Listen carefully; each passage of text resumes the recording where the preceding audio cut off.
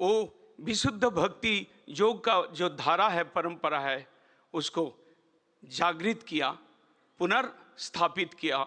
मैं उस प्रभुपाद के चरण में अनंत कोटि दंडवत प्रणाम करता हूं। उन्होंने अपना इच्छा से नहीं किया। जगन्नाथपुरी में वो आए, आविर्भूत हुए, 6 महीना के बाद रथ यात्रा हुआ। जगन्नाथ जी के रथ प्रभुपाद जी के द्वार पर खड़े हो गए। कोई महात्मा बोल रहे थे कि हम लोग तो प्रभुपाद भगवान का इंतजार करते हैं, कभी भगवान भी भक्तों का इंतजार करते हैं। और रथ वहां पर खड़े हो गए। और जब प्रभुपाद जी का, उनका माता जी प्रभुपाद जी का मस्तक रथ में लगाया तो जगन्नाथ जी का प्रसादी माला उनके सिर पर पड़े।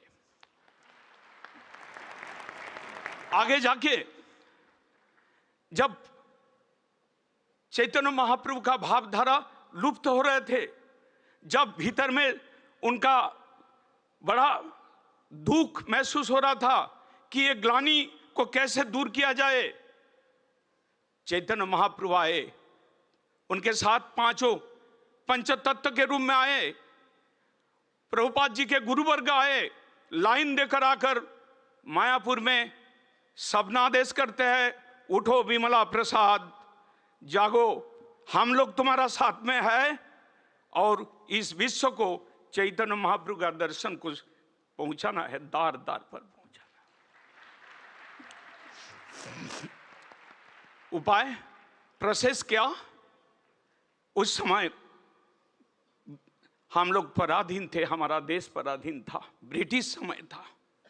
जिस समय बिजली का इतना व्यवस्था नहीं थी, जिस समय कन्वीनियंस का व्यवस्था नहीं थी, प्रभुपाद जी गांव गांव पर गए, बैल का गाड़ी में गए, लंठन लेकर गए, निरंतर चैतन्य महाप्रभु का कीर्तन को गाते रहे, कृष्ण नाम का महिमा गाते रहे।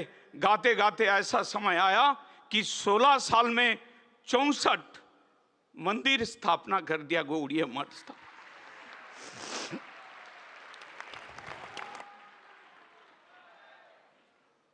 क्या नहीं किया? सबसे पहले हैंड्रिल मशीन, प्रेस, उस मशीन को स्थापन किया। एक नहीं, 3 मशीन मायापुर में, कृष्णनगर में, कलकत्ता में स्थापन किया। देखा कि लाइब्रेरी में वैष्णव ग्रंथ सब लुप्त हो रहा था, एक एक करके उद्धार किया।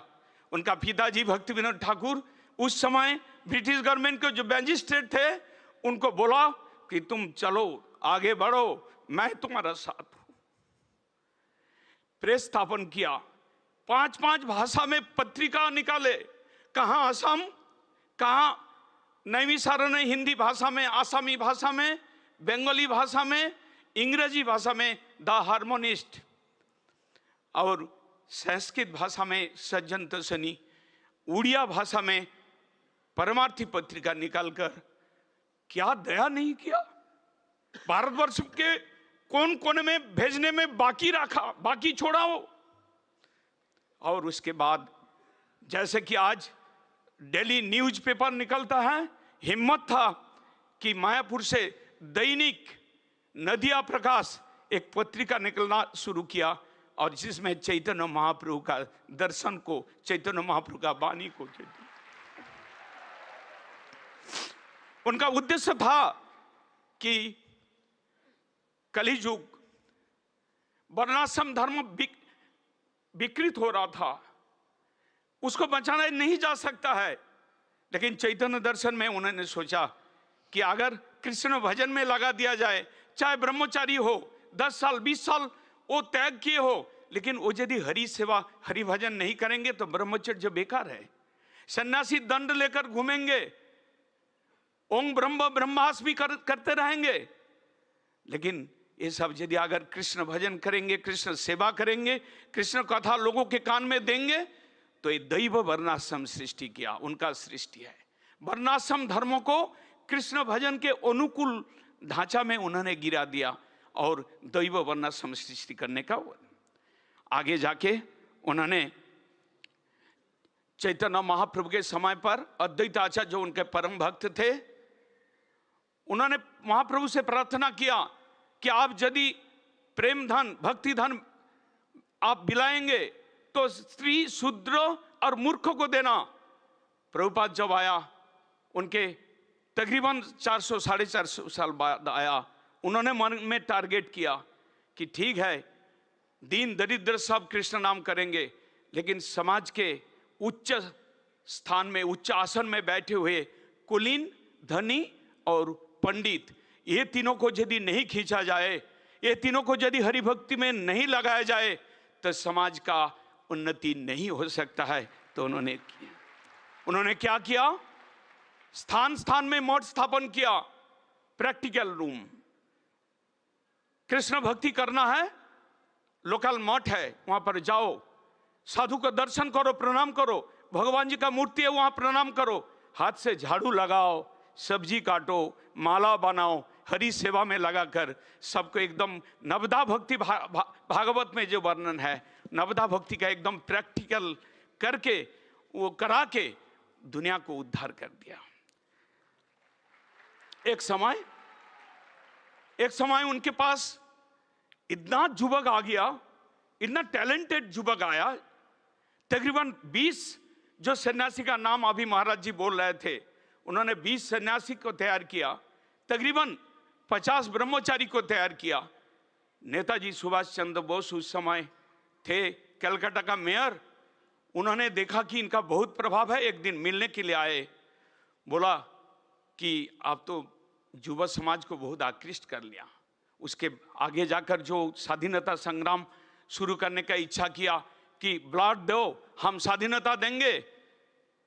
प्रभुपाद बोलते हैं कि ब्रह्मचारी सन्यासी तुम लोग सुनो, गैलन गैलन खून तुमको देना पड़ेगा। इस संसार में जो दुखी जीव है उसको भगवान के लोक में, वैकुंठ लोक में ले जाने के लिए तुम लोग को गैलन गैलन रक्त देना पड़ेगा। ये है प्रभुपाद जी का स्वाधीनता। प्रभुपाद जी चैतन्य महाप्रभु बोले, भागवत में वर्णन है, श्रीमद् भागवत में, कलौ तद्धरि कीर्तनात्। चैतन्य महाप्रभु बोले, हर से प्रभु कहे सुन स्वरूप राम राय, नाम संकीर्तन कलौ परम उपाय। एकमात्र उपाय है कलियुग में हरि नाम संकीर्तन।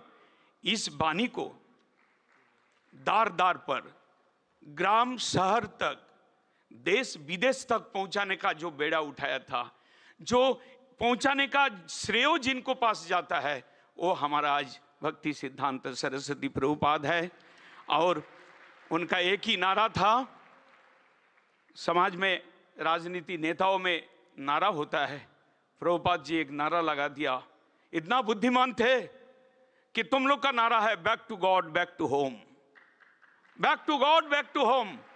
इस संसार में दुख का संसार है, कीचड़ इसमें भरा हुआ है, मलिनता है, अंतर्द्वंद है, कलह है, संशय है। कृष्ण नाम करो, हृदय को साफ करो, आगे बढ़ते चलो। मेरा ठीक समय हो रहा है, मैं समझ में मेरा सामने खड़े हो गए महाराज जी। मैं दो एक बात जरूर बोलूंगा। राजमिस्त्री क्या करते हैं, ईंटा को सीमेंट बाली से जोड़ते हैं, गृह निर्माण करते हैं। सृष्टिकर्ता भगवान इस भौतिक शरीर को बनाता है, आत्मा से जोड़कर संपूर्ण मानव सृष्टि कर देता है। हमारा प्रभुपाद जी एक मानव को पकड़कर कृष्ण नाम सुनाकर कृष्ण के साथ जोड़ दिया, कृष्ण संबंध जाइने, और वो कृष्ण भक्त बना दिया, इतना सारे कृष्ण भक्त बना दिया। एक समय प्रभुपाद जी कहते हैं, सन्यासी ब्रह्मचारी गृह भक्त तुम तिलक लगाया, चटी रखा, हाथ में हरिनाम झोला पकड़ा, लेकिन तुम लोग का एक काम जरूर है, इस संसार के प्रत्येक घर के दार दार पर जाके एक बार नक करना, एक बार आघात करना। वो लोग यदि पूछता है कि शांति और सुख कहां पर है, तो वो लोग को बोलना कि विशुद्ध कृष्ण भजन जो चैतन्य महाप्रभु ले आया, उसी से तुम्हारा वास्तव शांति, नित्य शांति प्राप्त हो सकता है। हरि बोल, हरि बोल। और मैं अभी अपना भाषण को समाप्त करने से पहले निश्चित रूप से ये बात कहूँगा, उनके पिता भक्ति विनोद ठाकुर ने नाम हट्टो खुले थे। उन्होंने उस नाम हट्टो को गौड़ीय मठ बना दिया। आज वो हाट इंडिया के अंदर नहीं है, इंडिया के बाहर देशों देशों तक वो हाट बीज गया। हम लास्ट में एक बात आज जरूर कहेंगे, हम इतना सक्षम नहीं है, हम फिनेंशियली वीक हैं, लेकिन प्रधानमंत्री जी के इच्छा से भारत के सांस्कृतिक विभाग जिस तरह से हमें हेल्प किया, कभी भूलने वाला बंचा।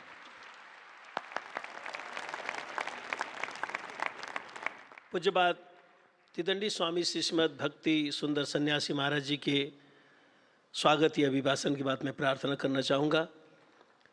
श्री अर्जुन रामपाल मेघवाल जी, कानून मंत्री, वे भी आज की जो हमारी कृष्ण भक्त जनता है इनको कुछ शब्दों से उद्बोधित करें।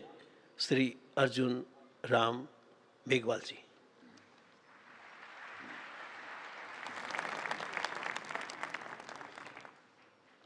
विश्व में सनातन संस्कृति व श्री कृष्ण भक्ति के प्रसार के माध्यम से भक्ति परंपरा को नई दिशा देने वाले पूज्य श्रील भक्ति सिद्धांत सरस्वती गोस्वामी प्रभुपाद जी की 150वीं जन्म जयंती पर उनको कोटि कोटि प्रणाम। हरे कृष्ण।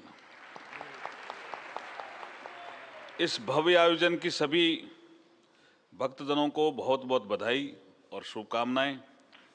इस अवसर पर मंच पर उपस्थित विश्व के सर्वाधिक लोकप्रिय नेता, विकसित भारत के संकल्प को सिद्धि में परिणत करने हेतु पूर्ण मनोयोग से लगे भारतीय सांस्कृतिक पुनरुत्थान के कुशल शिल्पीकार व युग नायक, भारत के यशस्वी व तपस्वी प्रधानमंत्री आदरणीय श्री नरेंद्र मोदी जी,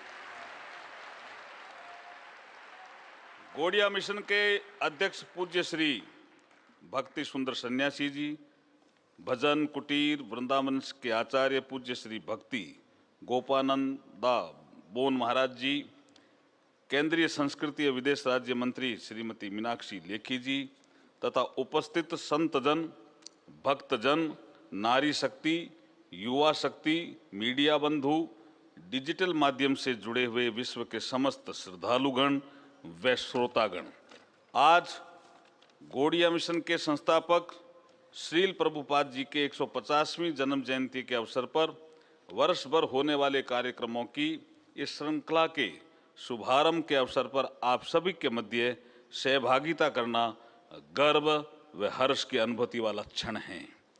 भारत के गौरवशाली इतिहास को देखा जाए तो हम अपने आप को सौभाग्यशाली पाते हैं कि जब जब अनैतिकता ने मानवता को पराभूत करने का प्रयास किया, तब तब इस पवित्र भूमि पर अनेकों संत महात्माओं ने अवतरित होकर शाश्वत मूल्यों द्वारा मानव मात्र को एक नई दिशा दिखाई। आज का ये कार्यक्रम श्रील भक्ति सिद्धांत सरस्वती गोस्वामी प्रभुपाद के जीवन मूल्यों से प्रेरणा लेकर मानवता की विकास यात्रा को दिशा देने का सुअवसर है। आज से 150 वर्ष पूर्व 6 फरवरी 1874 को जन्मे आचार्य श्रील प्रभुपाद ने चैतन्य महाप्रभु द्वारा दिखाए गए भजन कीर्तन भक्ति मार्ग पर चलते हुए गौड़िया मिशन के द्वारा वैष्णव संप्रदाय के मौलिक सिद्धांतों को संरक्षित करके भारत ही नहीं अंतर्राष्ट्रीय स्तर पर प्रसारित करने का कार्य किया। आज यशस्वी प्रधानमंत्री श्री नरेंद्र मोदी जी के प्रयासों से देश का सांस्कृतिक गौरव फिर लौट रहा है तथा भारत के सांस्कृतिक एवं आध्यात्मिक मूल्यों की प्रगाढ़ता पूरे विश्व का मार्गदर्शन कर रही है। अंतर्राष्ट्रीय योग दिवस को यूनाइटेड नेशन में स्वीकृति दिलवाकर योग पद्धति का वैश्विक प्रचार प्रसार हो, विदेशों से चोरी की गई प्राचीन मूर्तियों की वापसी हो, काशी विश्वनाथ भव्य बना हो, उज्जैन में महाकाल लोक कॉरिडोर का निर्माण हुआ हो, करतारपुर साहिब कॉरिडोर बना हो, सोमनाथ मंदिर पुनर्निर्माण, 4 धामों केदारनाथ, बद्रीनाथ, गंगोत्री, यमुनोत्री से जोड़ने वाली सड़क परियोजना हो, श्री गुरु गोविंद सिंह जी के 350वां प्रकाश पर्व हो, श्री गुरु नानक देव जी का 550वां प्रकाश पर्व हो, गुरु तेग बहादुर जी का 400वां प्रकाश पर्व हो, स्वामी दयानंद सरस्वती जी की 200वीं जयंती हो, भारत की आध्यात्मिक विरासत को समृद्ध करने वाले ऐसे असंख्य कार्यक्रमों से लेकर हाल ही में अयोध्या में श्री राम लला का भव्य मंदिर तथा प्राण प्रतिष्ठा हो, आज पूरा विश्व भारत की सांस्कृतिक पुनरुत्थान का साक्षी बन रहा है। ऐसा कहा जाता है कि बारिश आती है तो प्रकृति खुश होती है, और जब संत आते हैं तो संस्कृति खुश होती है। श्रील प्रभुपाद ऐसे ही संत थे जिन्हें पाकर भारत भूमि अपने आप को धन्य महसूस करती है। मैं इस अवसर पर अंत में बस इतना ही कहना चाहता हूं, तरवर सरवर संत जन, चौथा बरसण में परमार्थ रे कारणे चारों धारी दे। बहुत बहुत धन्यवाद। हरे कृष्ण।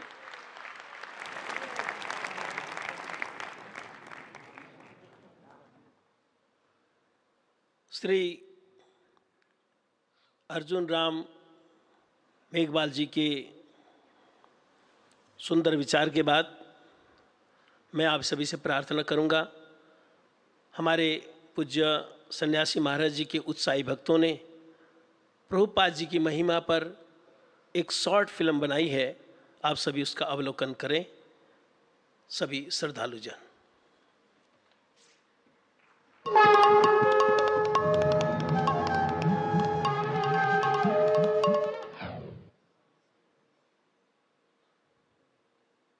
चैतन्य महाप्रभु भक्त थे, जहां कोई विभक्त को स्थान नहीं था, वे कृष्ण में डूबे हुए थे, कृष्ण उनमें समाहित हो चुका था।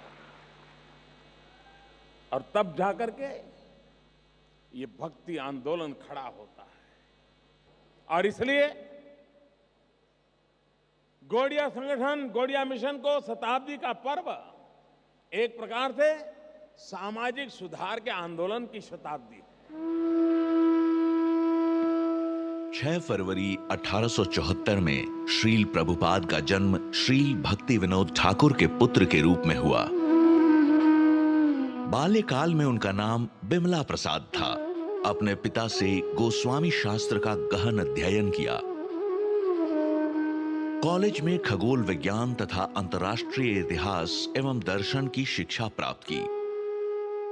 मार्च 1918 में श्रील प्रभुपाद ने चंद्रशेखर आचार्य ब्रजपत्तन के निवास पर वैष्णव अनुष्ठानों के साथ संन्यास लिया एवं चैतन्य मठ की स्थापना की। सन 1930 में गौड़िया मिशन के मुख्य कार्यालय को श्री गौड़िया मठ बाग बाजार कोलकाता में स्थानांतरित किया गया। फिर संपूर्ण भारत व विदेशों में कुल 64 शाखाएं स्थापित की गईं। गोस्वामी प्रभुपाद ने 5 प्रांतीय भाषाओं में 6 पत्रिकाओं सहित 100 से अधिक पुस्तकों का संपादन और प्रकाशन किया। अगस्त 1923 में गौड़िया पत्रिका प्रकाशन हेतु गौड़िया प्रिंटिंग वर्क्स प्रारंभ की। उन्होंने सन 1929 में नवद्वीप धाम परिक्रमा की एवं सन 1932 में विशाल जनमंडली के साथ 84 कोस परिक्रमा की, जो ब्रजधाम के 12 वनों के 162 मील के क्षेत्र में 1 महीने तक जारी रही। उन्होंने शिक्षा में क्रांति हेतु भारत के विभिन्न स्थानों कुरुक्षेत्र, मायापुर, कलकत्ता, ढाका, पटना, बनारस, इलाहाबाद आदि स्थानों पर विराट आध्यात्मिक प्रदर्शनियां आयोजित की, जिनमें लाखों भक्त आकर्षित होते थे। प्रभुपाद जी का इस महोत्सव में भारत के यशस्वी प्रधानमंत्री श्री नरेंद्र दामोदर दास मोदी जी साक्षात रूप से उपस्थित होंगे और इस उत्सव का गरिमा को बढ़ाएंगे।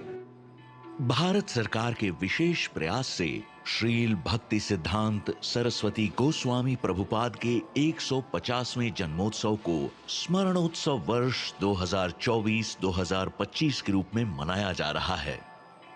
भारत सरकार के प्रयासों से ही भारत के महान दार्शनिक, महापुरुष एवं संत श्रील प्रभुपाद को संपूर्ण विश्व में यथा योग्य सम्मान प्राप्त हुआ है। भारत सरकार के हार्दिक प्रयास से श्रील प्रभुपाद के इस स्मरणोत्सव के द्वारा संपूर्ण विश्व में भारतीय सनातन संस्कृति के शांति, प्रेम एवं श्री कृष्ण भावनामृत के संदेश का प्रचार प्रसार होगा।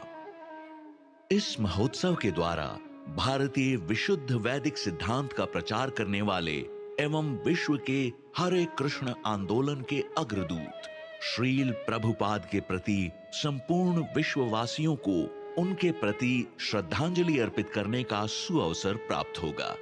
इनके संदेश अनंत काल तक संपूर्ण विश्व का मार्गदर्शन करते रहेंगे, ऐसी आशा करते हैं।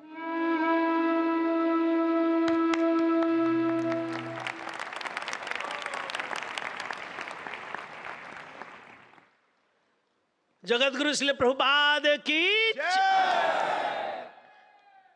प्रभुपाद जी की महिमा से संबंधित इस शॉर्ट फिल्म की बात मैं प्रार्थना करना चाहूँगा पूज्यपाद तिदंडी स्वामी श्री श्रीमद भक्ति सुंदर सन्यासी महाराज से कि वे प्रभुपाद जी की महिमा से रिलेटेड जो सोवेनियर है, स्मारिका, वे हमारी आज के सभा के जो मुख्य अतिथि हैं माननीय प्रधानमंत्री जी को भेंट करेंगे। पूज्यपाद सन्यासी महाराज जी।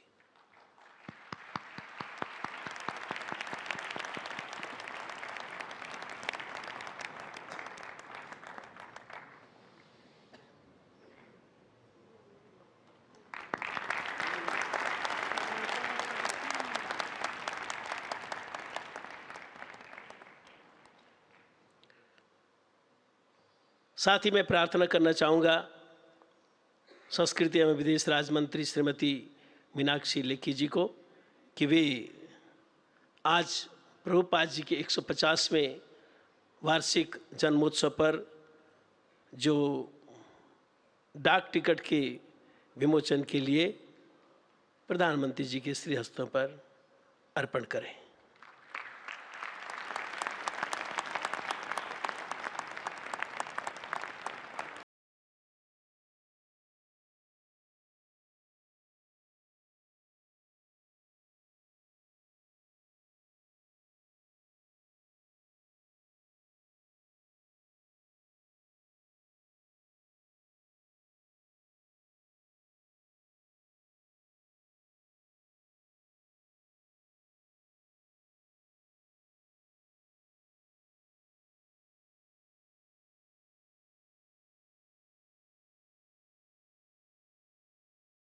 लिए प्रधानमंत्री जी के श्री हस्तों में भेंट करें माननीय श्रीमती मीनाक्षी लेखी जी।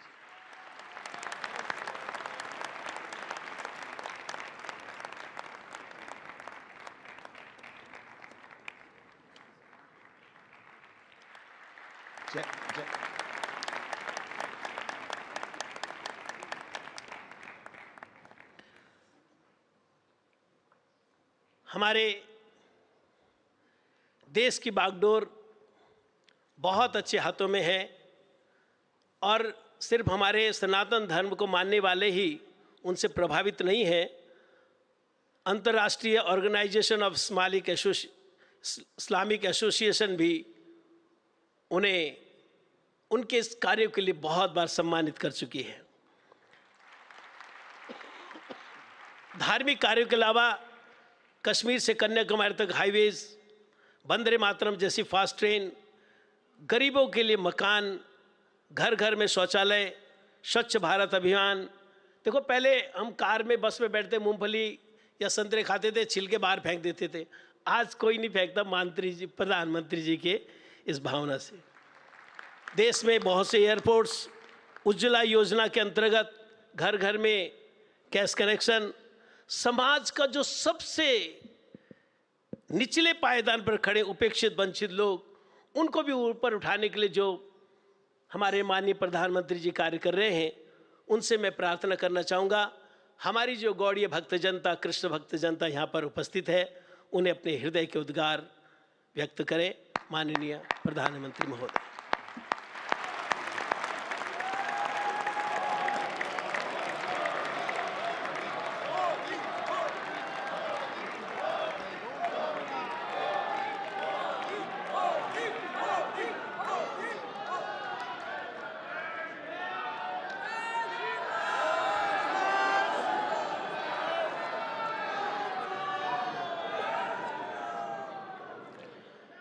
इस पवित्र आयोजन में उपस्थित सभी पूज्य संतगण, आचार्य गौड़ीय मिशन के श्रद्धेय भक्ति सुंदर सन्यासी जी, कैबिनेट में मेरे सहयोगी अर्जुन राम मेघवाल जी, मीनाक्षी लेखी जी, देश और दुनिया से जुड़े सभी कृष्ण भक्त, अन्य महानुभाव, देवी और सज्जनों, हरे कृष्ण हरे कृष्ण हरे कृष्ण। आज आप सबके यहां पधारने से भारत मंडपम की भव्यता और बढ़ गई है।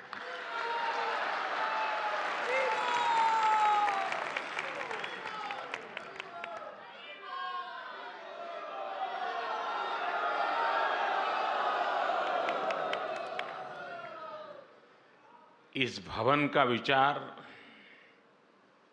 भगवान बसवेश्वर के अनुभव मंडप से जुड़ा हुआ है। अनुभव मंडपम प्राचीन भारत में आध्यात्मिक विमर्शों का केंद्र था। अनुभव मंडपम जन कल्याण की भावनाओं और संकल्पों का ऊर्जा केंद्र था। आज श्रील भक्ति सिद्धांत सरस्वती गोस्वामी प्रभुपाद जी की 150वीं जयंती के अवसर पर भारत मंडपम में वैसी ही ऊर्जा दिखाई दे रही है।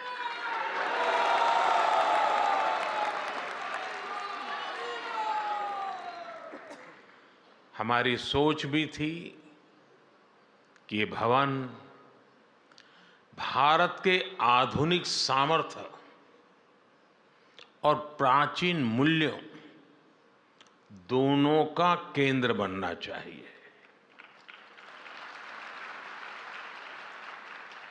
अभी कुछ महीने पहले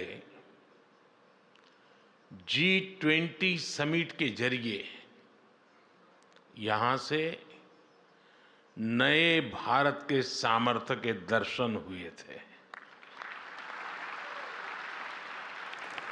और आज इसे वर्ल्ड वैष्णव कन्वेंशन को आयोजित करने इसका इतना पवित्र सौभाग्य मिल रहा है।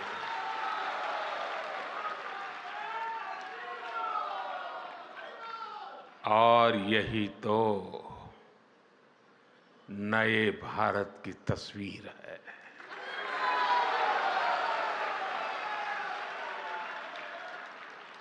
जहां विकास भी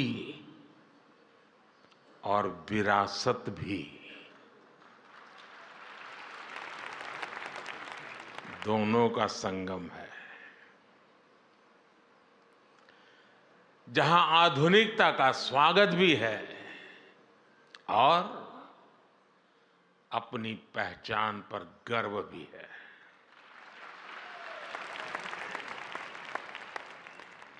ये मेरा सौभाग्य है कि इस पुण्य आयोजन में आप सब संतों के बीच यहां उपस्थित हो।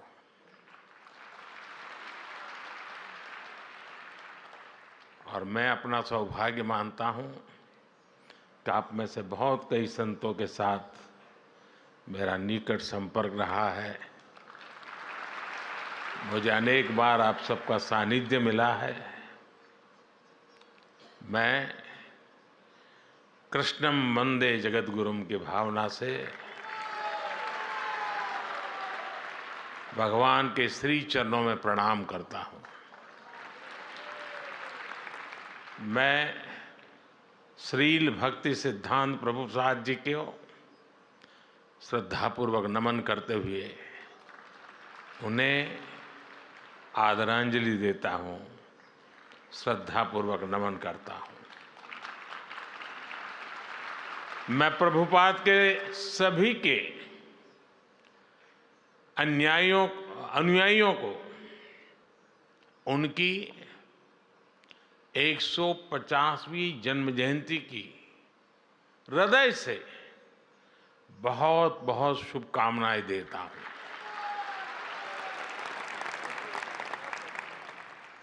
आज इस अवसर पर मुझे श्रील प्रभुपाद जी की स्मृति में पोस्टल स्टैंप और स्मारक सिक्का जारी करने का सौभाग्य भी मिला और मैं इसके लिए भी आप सभी को बधाई देता हूं। पूज्य संतगण, प्रभुपाद गोस्वामी जी की 150वीं जयंती हम ऐसे समय मना रहे हैं जब कुछ ही दिन पहले भव्य राम मंदिर का सैकड़ों साल पुराना सपना पूरा हुआ है। आज आपके चेहरों पर जो उल्लास, जो उत्साह दिखाई दे रहा है, मुझे विश्वास है इसमें रामलला के विराजमान होने की खुशी भी शामिल है।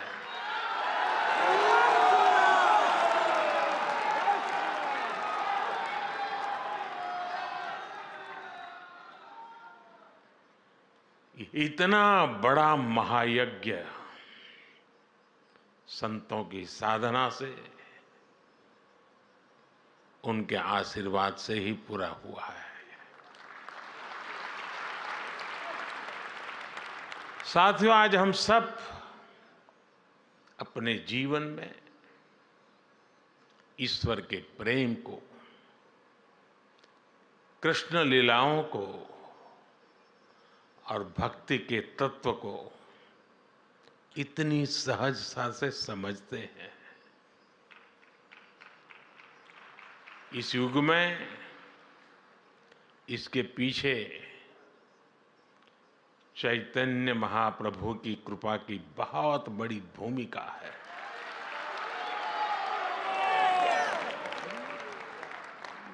चैतन्य महाप्रभु कृष्ण प्रेम के प्रतिमान थे। उन्होंने आध्यात्म और साधना को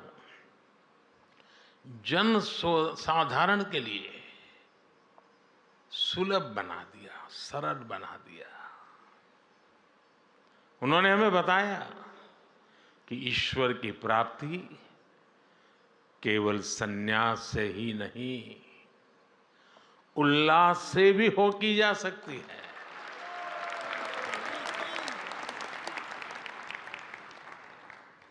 और मैं अपना अनुभव बताता हूं। मैं इस परंपराओं में पला बढ़ा इंसान हूं।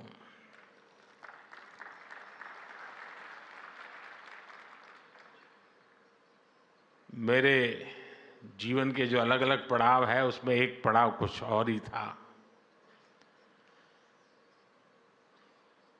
मैं उस माहौल में बैठता था, बीच में रहता था,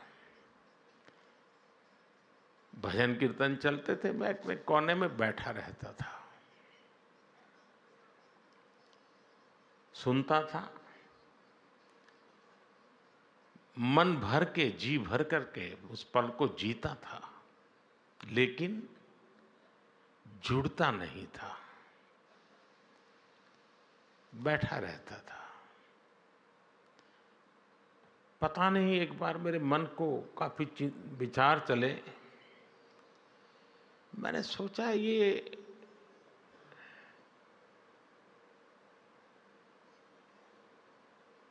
दूरी किस चीज की है? वो क्या है जो मुझे रोक रहा है? जीता तो हूं, जुड़ता नहीं हूं। और उसके बाद जब मैं भजन कीर्तन में बैठने लगा तो खुद भी ताली बजाना, जुड़ जाना, और मैं देखता चला गया कि मैं उसमें रम गया था।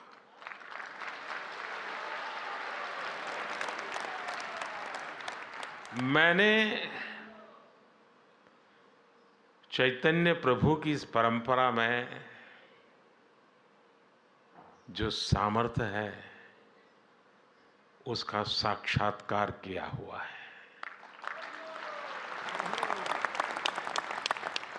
और अभी जब आप कर रहे थे और मैं ताली बजाना शुरू हो गया तो वहाँ लोगों को लग रहा है पीएम ताली बजा रहा है। पीएम ताली नहीं बजा रहा था, प्रभु भक्त ताली बजा रहा था।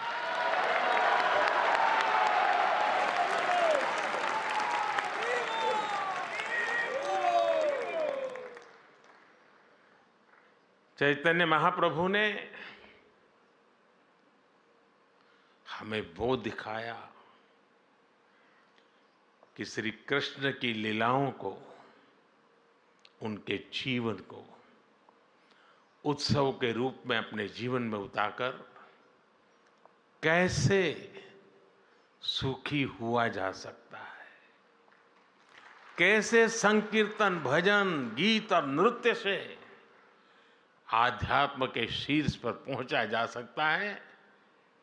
आज कितने ही साधक ये प्रत्यक्ष अनुभव कर रहे हैं, और जिसका अनुभव को आनंद होता है, मुझे उसका साक्षात्कार हुआ है।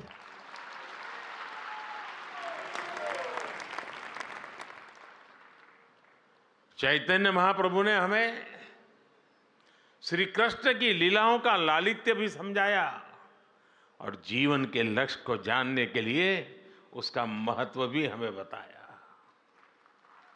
इसलिए भक्तों में आज जैसी आस्था भागवत जैसे ग्रंथों के प्रति है, वैसा ही प्रेम चैतन्य चरितामृत और भक्तमाल के लिए भी है।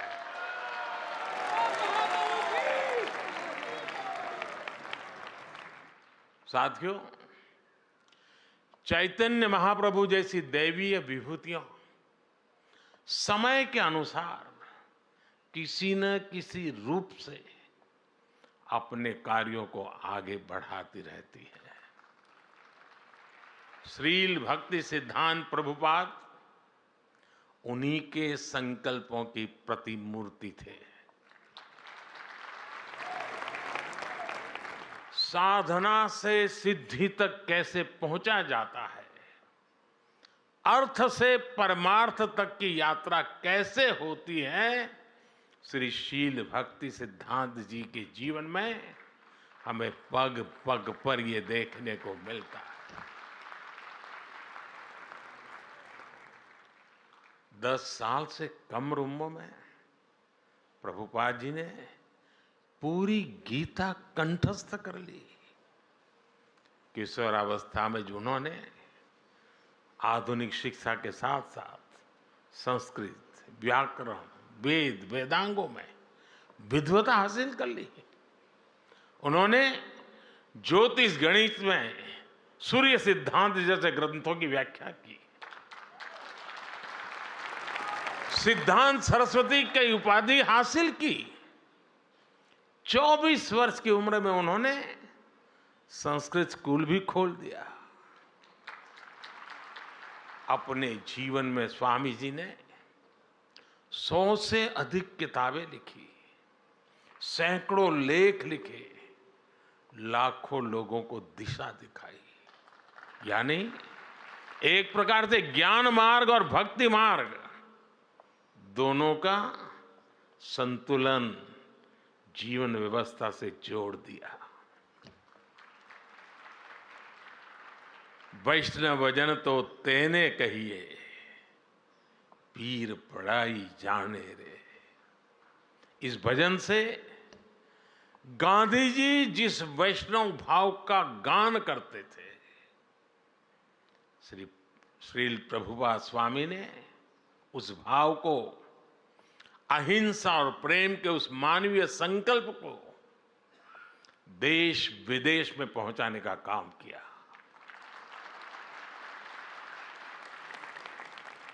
साथियों, मेरा जन्म तो गुजरात में हुआ है।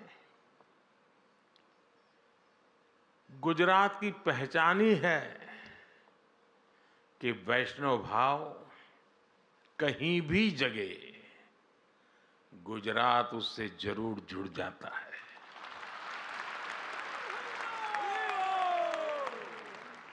खुद भगवान कृष्ण मथुरा में अवतरित होते हैं, लेकिन अपनी लीलाओं का विस्तार देने के लिए वो द्वारिका आते हैं।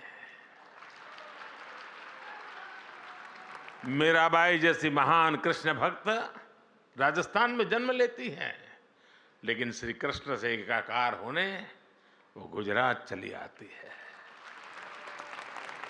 ऐसे कितने ही वैष्णव संत हैं जिनका गुजरात की धरती से, द्वारिका से विशेष नाता रहा है। गुजरात के संत कवि नरसिंह मेहता, उनकी भी जन्मभूमि है। इसलिए श्री कृष्ण से संबंध, चैतन्य महाप्रभु की परंपरा, ये मेरे लिए जीवन का सहज स्वाभाविक हिस्सा है। साथियों, मैं 2016 में गौड़ीय मठ के शताब्दी समारोह में आप सबके बीच आया था।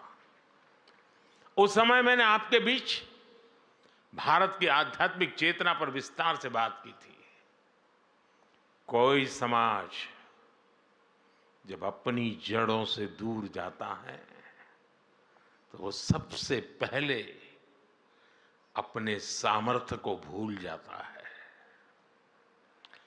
इसका सबसे बड़ा प्रभाव ये होता है कि जो हमारी खूबी होती है, जो हमारी ताकत होती है, हम उसे ही लेकर हीन भावना का शिकार हो जाते हैं। भारत की परंपरा में, हमारे जीवन में भक्ति जैसा महत्वपूर्ण दर्शन भी इससे अछूता नहीं रहा। यहां बैठे युवा साथी मेरी बात से कनेक्ट कर पाएंगे। जब भक्ति की बात आती है तो कुछ लोग सोचते हैं कि भक्ति, तर्क और आधुनिकता ये विरोधाभासी बातें हैं, लेकिन असल में ईश्वर की भक्ति हमारे ऋषियों का दिया हुआ महान दर्शन है। भक्ति हताशा नहीं, आशा और आत्मविश्वास है। भय भक्ति नहीं, उत्साह है, उमंग है। राग और वैराग्य के बीच में जीवन में चैतन्य का भाव भरने का सामर्थ्य होता है भक्ति में।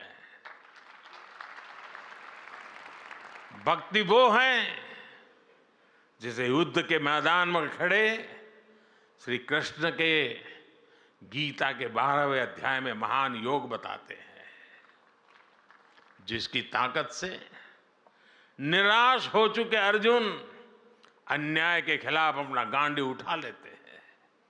इसलिए भक्ति पराभव नहीं, प्रभाव का संकल्प है। लेकिन साथियों, ये विजय हमें दूसरों पर नहीं, ये विजय हमें अपने ऊपर हासिल करनी है।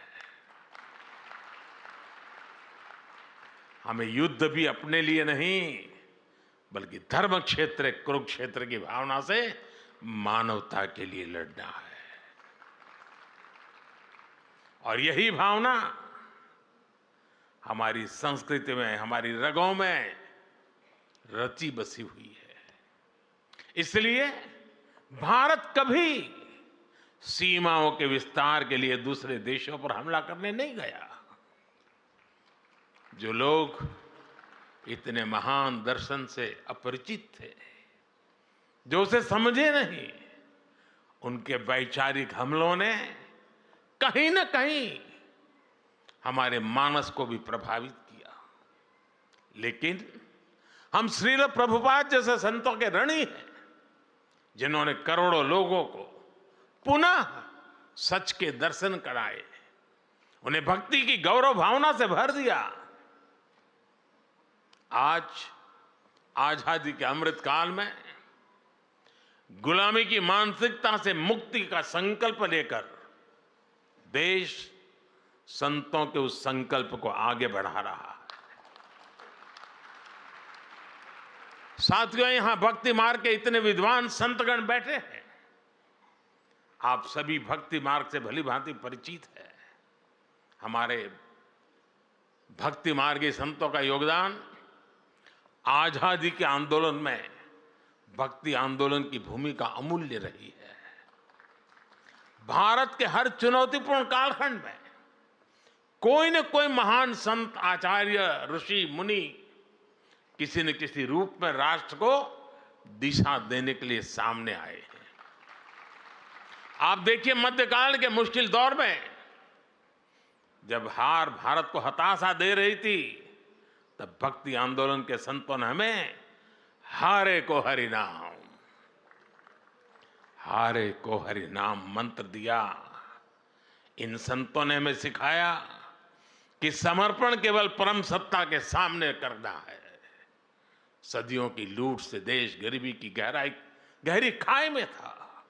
तब संतों ने हमें त्याग और तितिक्षा और जीवन जीकर अपने मूल्यों की रक्षा करना सिखाया। हमें फिर से ये आत्मविश्वास से हुआ कि जब सत्य की रक्षा के लिए अपना सब कुछ बलिदान किया जाता है, तो असत्य का अंत होकर ही रहता है। सत्य की ही विजय होती है, सत्यमेव जयते। इसलिए आजादी के आंदोलन को भी स्वामी विवेकानंद और श्रील स्वामी प्रभुपाद जैसे संतों ने असीम ऊर्जा से भर दिया था। प्रभुपाद स्वामी के पास नेताजी सुभाष चंद्र बोस और महामना मालवीय जैसी हस्तियां उनके आध्यात्मिक मार्गदर्शन लेने आती थी। साथियों, बलिदान देकर भी अमर होने रहने का यह आत्मविश्वास हमें भक्ति योग से मिलता है। इसलिए हमारे ऋषियों ने कहा है, अमृत स्वरूपाच, अर्थात वह भक्ति अमृत स्वरूपा है। आज इसी आत्मविश्वास के साथ करोड़ों देशवासी राष्ट्रभक्ति की ऊर्जा लेकर अमृत काल के में प्रवेश कर चुके हैं। इस अमृत काल में हमने अपने भारत को विकसित बनाने का संकल्प लिया है। हम राष्ट्र को देव मानकर देव से देश का विजन लेकर आगे बढ़ रहे हैं। हमने अपनी ताकत, अपनी विविधता को बनाया है। देश के कोने कोने के सामर्थ्य है, यही हमारी ऊर्जा, हमारी ताकत, हमारी चेतना है। साथियों, यहां इतनी बड़ी संख्या में आप सब लोग एकत्रित हैं। कोई किसी राज्य से है, कोई किसी इलाके से है। भाषा, बोली, रहन सहन भी अलग अलग है, लेकिन एक साझा चिंतन सबको कितनी सहजता से जोड़ता है। भगवान श्री कृष्ण हमें सिखाते हैं, अहम आत्मा गुणाके सर्वभूताशय स्थित, अर्थात सभी प्राणियों के भीतर उनकी आत्मा के रूप में एक ही ईश्वर रहते हैं। यही विश्वास भारत के अंतर्मन में नर से नारायण और जीव से शिव की अवधारणा के रूप में रचा बसा है। इसलिए अनेकता में एकता का भारत का मंत्र इतना सहज है, इतना व्यापक है कि उसमें विभाजन की गुंजाइश ही नहीं है।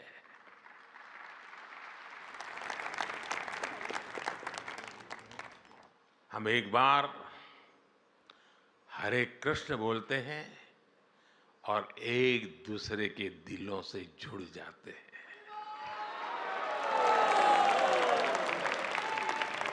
इसलिए दुनिया के लिए राष्ट्र एक राजनीतिक अवधारणा हो सकती है, लेकिन भारत के लिए तो एक भारत श्रेष्ठ भारत ये आध्यात्मिक आस्था है। हमारे सामने खुद श्रील भक्ति सिद्धांत गोस्वामी का जीवन भी एक उदाहरण है। प्रभुपाद जी पुरी में जन्मे, उन्होंने दक्षिण के रामानुजाचार्य जी की परंपरा में दीक्षा ली और चैतन्य महाप्रभु की परंपरा को आगे बढ़ाया और अपनी इस आध्यात्मिक यात्रा का केंद्र बनाया बंगाल में स्थापित अपने मठ को। बंगाल की धरती में बात ही कुछ ऐसी है कि वहां से आध्यात्म और बौद्धिकता निरंतर ऊर्जा पाती है। ये बंगाल की ही धरती है जिसने हमें रामकृष्ण परमहंस जैसे संत दिए, स्वामी विवेकानंद जैसे राष्ट्र ऋषि दिए। इस धरती ने श्री अरविंद और श्री गुरुदेव रविंद्रनाथ टैगोर जैसे महापुरुष भी दिए, जिन्होंने संत भाव से राष्ट्रीय आंदोलन को आगे बढ़ाया। यही से राजा राम मोहन राय जैसे समाज सुधारक भी मिले।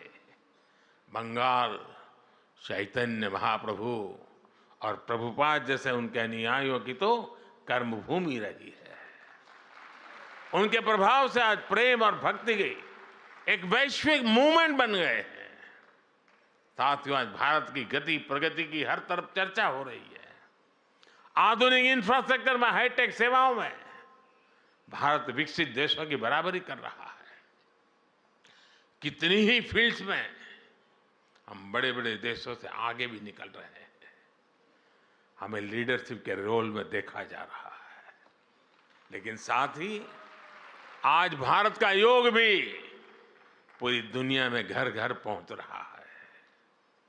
हमारे आयुर्वेद और नेचुरोपैथी की तरफ विश्व का विश्वास और बढ़ता चला जा रहा है। तमाम देशों के प्रेसिडेंट और प्राइम मिनिस्टर आते हैं, डेलीगेट्स आते हैं, तो वो हमारे प्राचीन मंदिरों को देखने जाते हैं। इतनी जल्दी ये बदलाव आया कैसे? ये बदलाव आया कैसे? ये बदलाव आया है युवा ऊर्जा से। आज भारत का युवा बोध और शोध दोनों के साथ में लेकर के चलता है। हमारी नई पीढ़ी अब अपनी संस्कृति को पूरे गर्व से अपने माथे पर धारण करती है। आज का युवा स्पिरिचुअलिटी और स्टार्टअप्स दोनों की अहमियत समझता है, दोनों की काबिलियत रखता है। इसलिए हम देख रहे हैं आज काशी हो या अयोध्या, तीर्थ स्थलों में जाने वालों में बहुत बड़ी संख्या हमारे युवाओं की होती है। भाइयों और बहनों, जब देश की नई पीढ़ी इतनी जागरूक हो तो ये स्वाभाविक है कि देश चंद्रयान भी बनाएगा और चंद्रशेखर महादेव का धाम भी सजाएगा। जब नेतृत्व युवा करेगा तो देश चंद्रमा पर रोवर भी उतारेगा और उस स्थान को शिव शक्ति नाम देकर अपनी परंपरा को पोषित भी करेगा। अब देश में वंदे भारत ट्रेन भी दौड़ेगी और वृंदावन, मथुरा, अयोध्या का कायाकल्प भी होगा।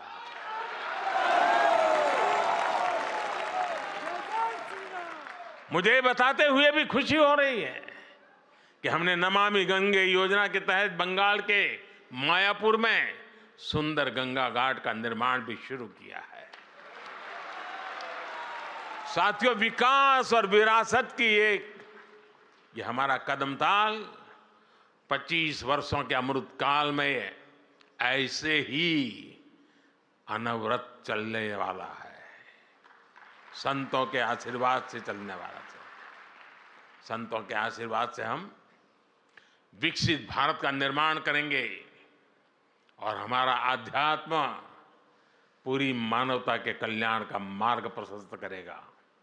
इसी कामना के साथ आप सभी को हरे कृष्णा, हरे कृष्णा, हरे कृष्णा।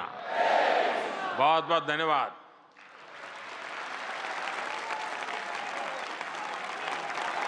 श्रील प्रभुपाद की जय। हमारे यशस्वी तपस्वी माननीय प्रधानमंत्री श्री नरेंद्र मोदी जी के हृदय स्पर्शी संबोधन के साथ ही आज की सभा यहाँ पर विश्राम लेती है।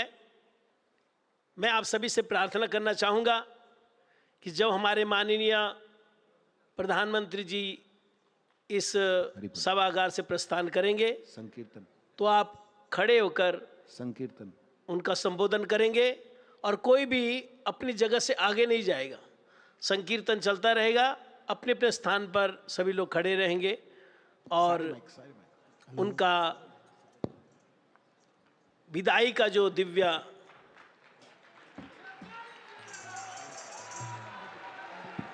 सभी मोदी जी की प्रसन्नता के लिए बोलिए हरे कृष्णा, कृष्णा, पूरी जोर से बोलिए हरे कृष्णा, कृष्णा। एक बार कोई आगे बोलिए नहीं हरे आए, कृष्णा, कोई आगे नहीं आए, कृष्णा, कोई आगे नहीं आए। सबसे निवेदन वहीं रहे।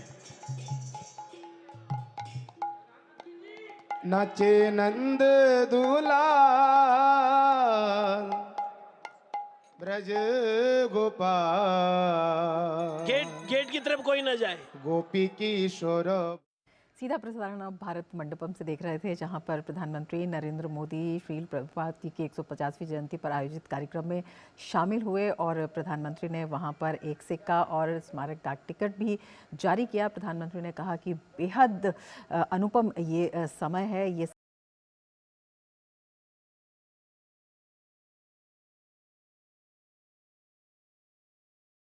Bharatiya Janata Party, resulting in a situation where the BJP has now reached out to Delhi police. Delhi police thereafter sends a notice to Arvind Kejriwal asking him to furnish proof with regards to the allegations that were leveled against the Bharatiya Janata Party. We'll get to much more on this edition of This Is Exclusive, but up first, these are the headlines we're tracking for you at this hour.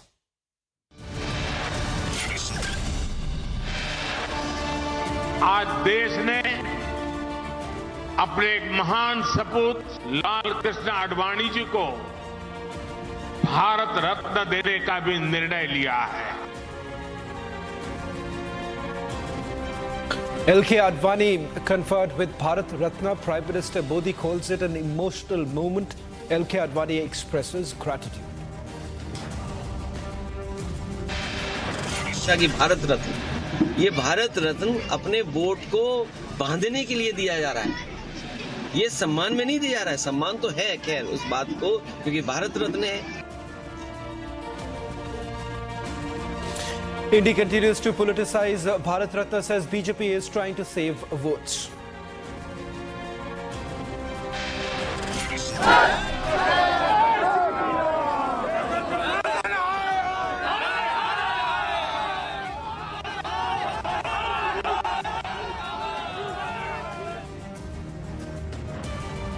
Major embarrassment for Rahul Gandhi as he was welcomed with Modi chants after his temple visit in Deoghar.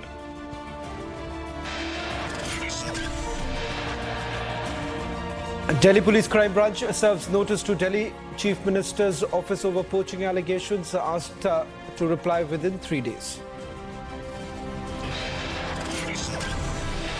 SIT formed to probe attack on Shinde Sena leader by BJP legislator in Maharashtra.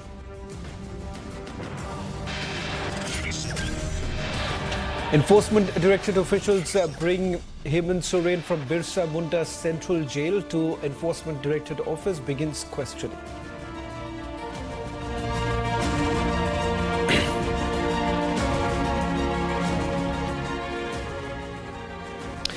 Ladies and gentlemen, Arvind Kejriwal's poaching claims have boomeranged on him.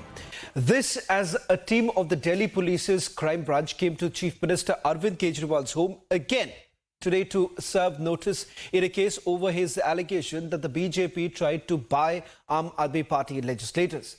The crime branch teams had gone to Kejriwal and Delhi Minister, Atishi's home yesterday too to serve the notice. Officials at Delhi Chief Minister's home, however, refused to take the notice and Atishi was not at home. Delhi BJP, meanwhile, had filed a complaint to Delhi Police Commissioner Sanjay Arora saying the allegations that have been made by the Aam Aadmi Party leaders were serious. Today, Delhi Chief Minister cried foul and also refused to furnish any proof. But the question is, what is the truth behind the poaching allegation? And this is not the first time when Chief Minister of Delhi, Arvind Kejriwal, has made this kind of allegation. Time and again, he said that there is Operation Lotus that is basically underway, by which the BJP has been trying to poach the MLAs. In fact, he's given out details that 7 of his legislators were being offered crores, and in lieu of the fact that they would switch over. This was the same sort of an allegation that was leveled when the then Deputy Chief Minister Manish Sisodia was actually summoned by the Central Bureau of Investigation. At that point in time, similar allegations were leveled that pressure was being put on Manish Sisodia to basically cross over, and perhaps the allegations thereafter would disappear. What's the truth in these allegations that have been leveled? Let me quickly go across to my colleague Piyush Ori, who's been tracking all developments coming in from Delhi Police Crime Branch. And on the other hand, let's also get in Harsha, who's going to give us more details about the position that is taken by the Aam Aadmi Party. Piyush, first to you with regards to the details of the case. Has an FIR been registered, or this is just a preliminary inquiry that is being done by the Delhi Police Crime Branch after BJP filed a complaint? So, Shravan, let me just tell you that as of now, there has been no FIR that has been registered in the case, and the Delhi Police first wants to validate.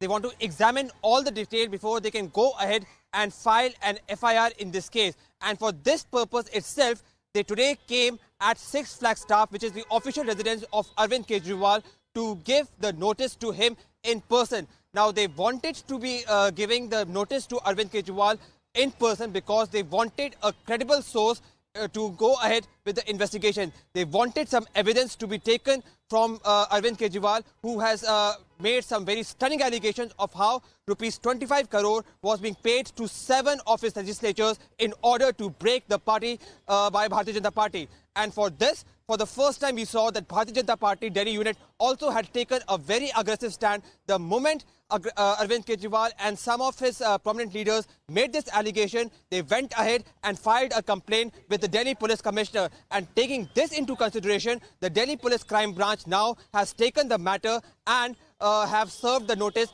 if not to Arvind Kejriwal in person, then certainly to his office. Now, they have given time to Arvind Kejriwal for 3 days, wherein they have asked and they have requested the Delhi Chief Minister to furnish all the evidences that he has within this time span so that they can go ahead with the investigation. The million-dollar question now remains that will Arvind Kejriwal and also Atishi, the another minister who still has to be given the notice, comply by the notices and comply with the evidences that have been sought from them. This exactly would be the important thing that needs to be seen in the days to come. Back to in the studio.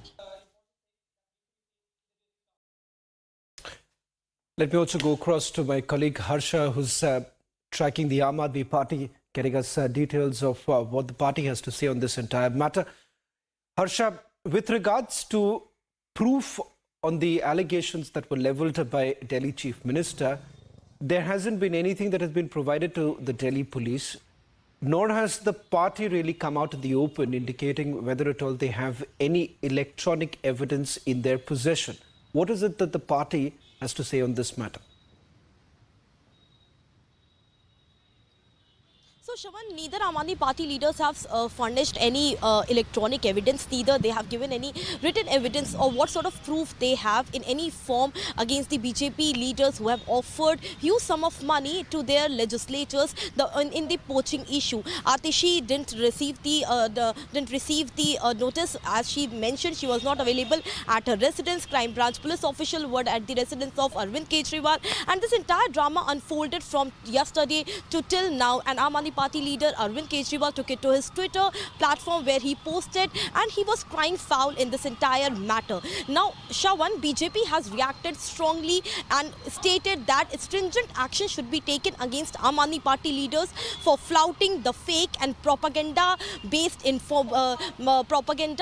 allegations on the BJP leaders, because they have no proof, because never ever BJP leaders have ever contacted any of the legislators of Aam Aadmi Party. So right now what we are looking at is that BJP is hitting hard at Aam Aadmi Party leaders. Also Congress leaders, who are the ally of Aam Aadmi Party, they are not responding and they are distancing with Aam Aadmi Party in this entire matter. Also BJP leader have called Arvind Kejriwal crownless king of corruption. They have also called him fugitive, because one, he has kept ED summons for 5 times, and another for flouting propaganda allegations and false and baseless allegations against the BJP leaders. They also stated that in coming days they will also take the road and they will be all protesting against Aam Aadmi Party leaders on the ground. From tomorrow onwards, a massive drama will unfold in national capital, on the streets of national capital. Shravan, we are going to see large numbers of BJP leaders protesting against Aam Aadmi Party for flouting this baseless information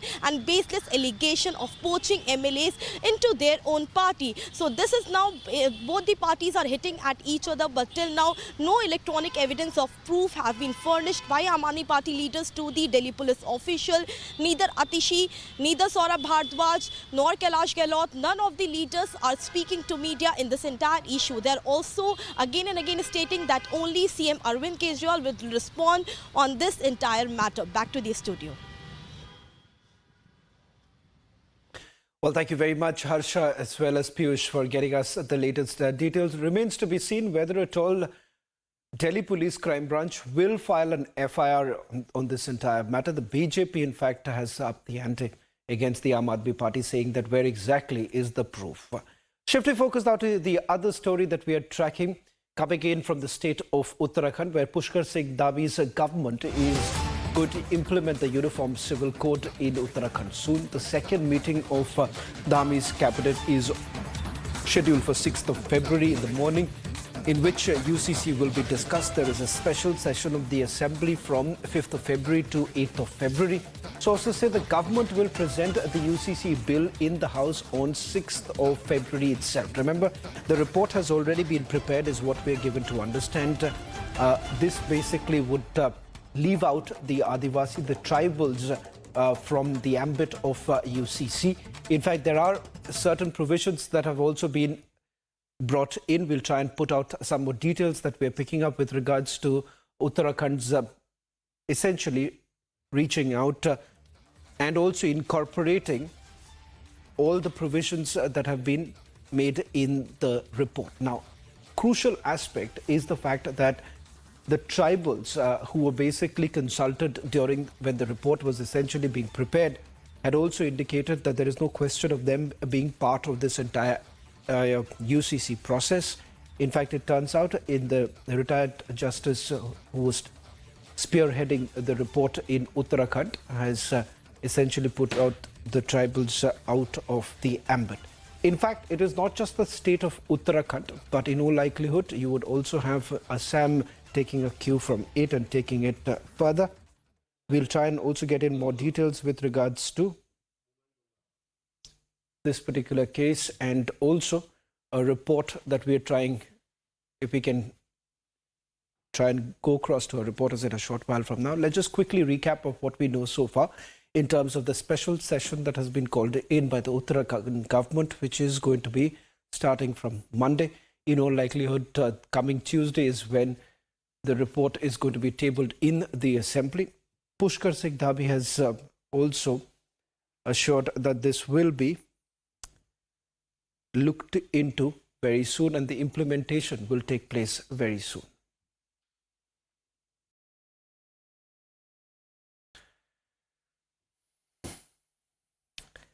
Let's just quickly take you through more details now coming in with regards to the process that was undertaken by the very committee.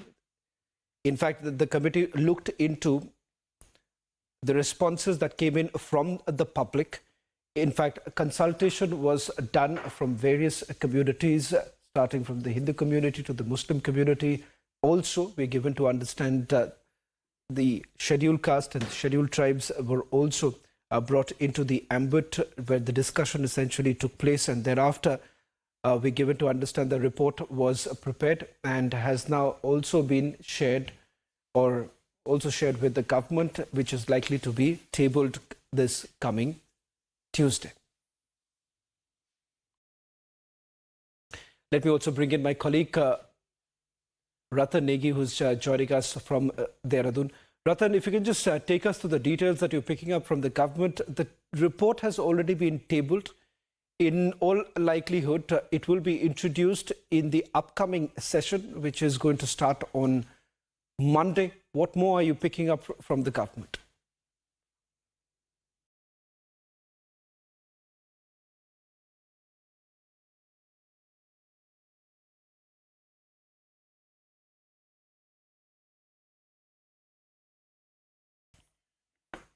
We seem to have lost the line with Ratan Negi, a story that we'll be tracking very closely, given the fact that you have not just Uttarakhand, but also other states indicating that this is a promise that was made by the Bharatiya Janata Party, which will be fulfilled.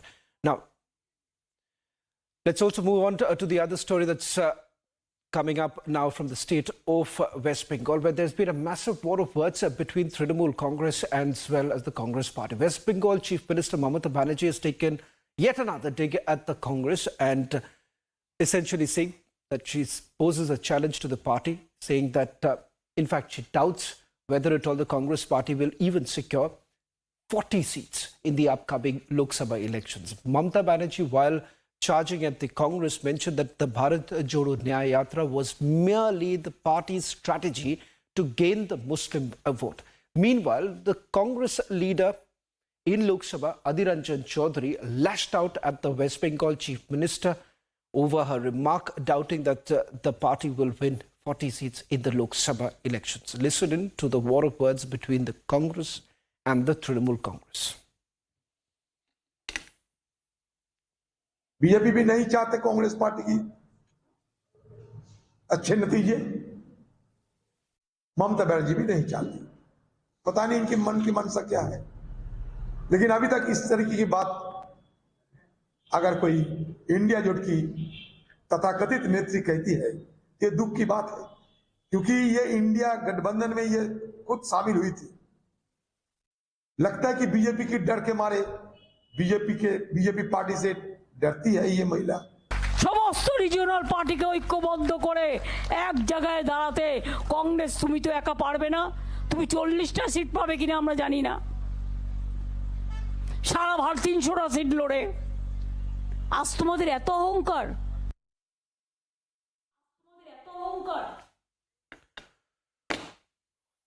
Well, the fighting within the India alliance has only intensified. Remains to be seen whether at all the Samajwadi Party would also be jumping into this entire matter, with the seat-sharing talks really not fructifying. Shifting focus now to the other big story that we've been tracking. In fact, this is a story that we highlighted even yesterday with regards to what really happens to Paytm. In fact, it turns out that they could land up in serious trouble with the enforcement directorate perhaps stepping into the matter. In the past, to remember, the enforcement directorate has actually probed links, the Chinese link that Paytm's parent company has had. We've been now given to understand that the enforcement directorate could actually step into the matter. There is already a predicate offence that has already been registered, is what we are given to understand. Now, there are fresh charges of fund siphoning that the Revenue Secretary has indicated, Sanjay Malhotra, who's indicated that perhaps the Enforcement Directorate would actually take this matter further. The Reserve Bank of India, remember, has on Wednesday had ordered the payments bank unit of 197 Communications to stop accepting fresh deposits in its account or popular wallets from March. In fact, there are fresh charges that have been leveled. Now, a detail coming in from the Revenue Secretary saying that the federal agency perhaps would be looking into the matter. That's the statement that has been made by the Revenue Secretary. In the past also, important to point out here that ED had basically searched Paytm. This was in the case of Chinese app money laundering case. Now, the allegation that has been leveled by the RBI is that they've come across lakhs of instances of alleged KYC violation by the Paytm Payments Bank, raising concerns of money laundering along with the lender's inability to maintain arm's length relationship from its parent, resulting in the agency putting severe curbs on it. In fact, RBI has noticed multiple irregularities is what they are saying. They've highlighted the fact that in several cases, PAN card was linked to more than 100, one particular PAN card was linked to more than 100 customers, and in some cases it was linked to even more than 1,000 customers. Now that essentially indicates that there has been a massive misuse of this entire case. In fact, Paytm has tried to do a face saver by saying that their operations would continue till about 29th and even after that. Let me quickly go across to Republic Business Editor Rajat Mishra is joining us on this broadcast. Rajat, some indication now coming in from the Revenue Secretary that there could be a possibility that the Enforcement Directorate really steps in. As far as the predicate offence in this matter goes, we are given to understand that in the past too, the Enforcement Directorate had carried out searches. What more are you picking up? So, Shravan, we have been very closely tracking this story since yesterday, the all development that are happening. So, the one new thing that we are learning it from our sources that Revenue Secretary has said that ED will come into the picture and probe and open up the investigation as far as Paytm matter is concerned if new money laundering cases are found against the Paytm. So, that is a new development that we are picking up and that holds quite a big this is a kind of a big thing that is happening in Paytm case. So yesterday we reported that how Paytm on Wednesday the RBI asked Paytm Bank not to continue onboard customers after 29th, and also they have recently directed bank to hold fresh deposits in its account and popular wallet from March. However, the trouble for the fintech firm seems to be increasing as the ED is reportedly looking into initiating an investigation into Paytm Payment Bank if fresh charges of fund siphoning are established. And also, one thing that we have to need to understand here is that that Paytm is trying to show that their business will go as usual, but problem for them is not seeming that it will end anytime soon, because ED is going to open up investigation if the fresh new money laundering violations are found out in this case, Shravan. Rajat, just a quick query before I let you go, because for the Enforcement Directorate to really step in, there has to be a scheduled offence. Now, as far as the previous case goes, that was more to do with the Chinese app. How exactly would the Enforcement Directorate really come into the picture, given the fact that, as we know, there isn't any scheduled offence against Paytm as of today? So, Shravan, the question that you're asking that why ED is coming into picture, the answer for this is that we also told our viewers yesterday that how Paytm was doing faulty KYCs, that was not, basically they were not able to track the origin of the funds. So they're here that dubious funds were floating inside the system of the Paytm bank. That was also the kind of a violation of anti-money laundering. So that is how these allegations were leveled in the audit committee report by the external auditors, and that we told to our viewers yesterday. And it is in this matter that ED is going to open up investigation if these kind of new cases are found out in this matter. Well, thank you very much, Rajat, for getting us the latest details. A story that we'll be tracking very closely. Remember, there is also a consumer angle to this entire matter, because this has perhaps sparked a fear that if at all the operations really stop by 29th of February, what really happens to those very consumers who've been using the wallet services for a very long time, and what really happens to their money. Stepping into a short break, on the other side, massive politics taking over. Bharat Ratna being conferred to L.K. Advani. Prime Minister Modi calls it an emotional moment. In fact, L.K. Advani also has expressed gratitude.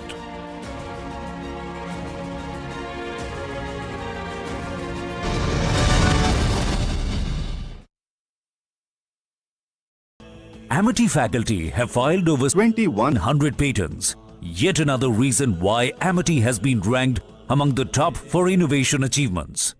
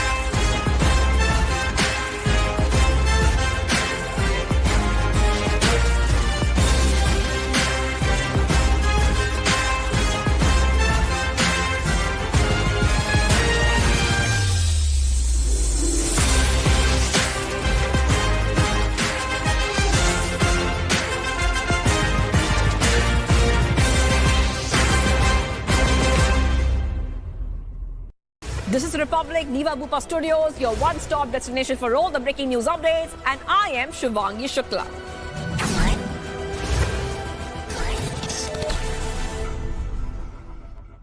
This is Republic Niva Bupa Studio, your one-stop for all the breaking news updates, and I am Nikita Sahai.